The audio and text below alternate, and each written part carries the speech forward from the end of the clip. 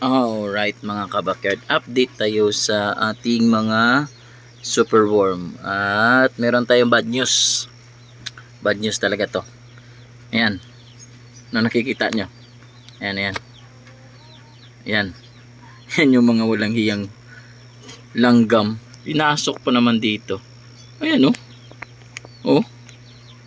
Oh. Lang hiya to. Oh. Ayan po. Pinasok talaga nila oh. Ito yung isa sa problema natin sa ating mga superworm, no? Kasi pinapasok ng mga langgam. Yan. Yung langgam pa naman is marami yung makukuha nila kaysa kain ng butiki. Ito kahapon, ayan oh, punong-puno ng itlog to. Ngayon halos wala na kasi dito nakalagay yan. Oh, tingnan nyo oh. Nanghiya talaga to. Patayin nga natin to. Ay nakong langgam kayo. Marami talaga guys na yung superworm ko dito na mga eggs na kinain nila. So far kasi ito marami na rin itong superworm. Ayan o. Ayan, kitang-kita na. Ayan. So yung mga eggs yung kinakain nila nito. At dito na yung iba. Ayan, nilipat ko. Pero ito ay hindi nilalanggam. Nilalanggam nga, yung sayote. Ayan. Langya talaga mga langgam na to. Ito yung nilanggam nila, sayote. Yan, patayin nga natin to. Ito kasi ay wala pa rin na-hatch yan dito. Wala pa yan dito. Meron na konti. Yan. Konti pa lang yung mga na-hatch dito. Kasi yung mga karton na iniitlogan nila, ikinukuha natin at nilalagay natin dito. Para dito naman yung ma-hatch. Bali yung may laman na tray ay ito sa baba. At saka ito, at saka ito. So apat na sana. Kasama yung ating maliliit na ganito. Ayan o, may langgam din o. Langya talaga itong mga langgam na to. Hindi ko alam kung ano yung gagawin ko sa mga langgam na to para ma-prevent. Kasi yung kasi dito lang nakalagay yan kung saan nilagay ko yung hamster ko. Yun. Okay. Nilagyan ko nga ng tape dito para hindi sila makaakyat, para didikit sila dito. Yung problema natanggal dito. Ayun. Kaya uulitin natin ulit ito. Dahil sa mga langgam na to, marami sa ating mga superworm egg sana na mahahatch ay naubos nila kain.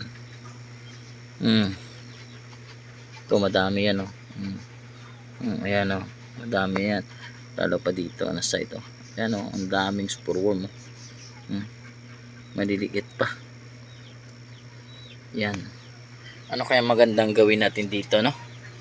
So dito, wala pa naman nag-crash dito sa ating mga beetle. Still, continue sila ng laying. No? Dito siguro hayaan ko na to na dito na lang mapipisa yung mga itlog nila. Ayan o, dami po. So wala pang nag-crash talaga dito. So ibig sabihin, hindi pa nila time na mamamatay. So yun o. Okay, magandang gawin dito. Lagyan ko kaya to ng isang lalagyan, tapos lalagyan ko ng tubig. Pero so far, hindi naman nila kinakain yung mga superworm. Yung mga langgam kasi nito, yung maliliit na langgam, yung tawag sa amin nito is bahaw-bahaw. Yung pag kinagat ka sobrang sakit ba. Yan, ito yun. So yung mga itlog ma lang yung kinakain nila. Yan. Pag hindi natin kasi ito pinigilan, dadami pa to mga kabakyard, no? Lalo pa dito ay kakalagay pa lang natin dito yung mga mga karton na may mga itlog. Ito punong-puno ng itlog to kahapon. Ngayon kaunti na lang oh. Expected natin to ma-hatch to eh.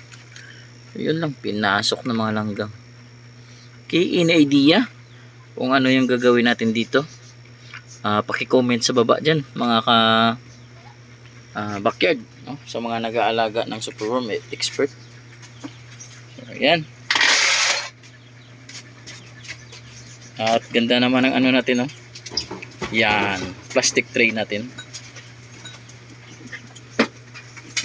Yun. Yun lang, wala siyang takip.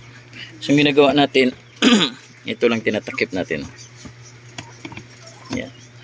Purpose naman ng takip nito, para hindi pasukin ng daga. O kaya butiki makakapasok. Pero yung langgam talaga, ubos.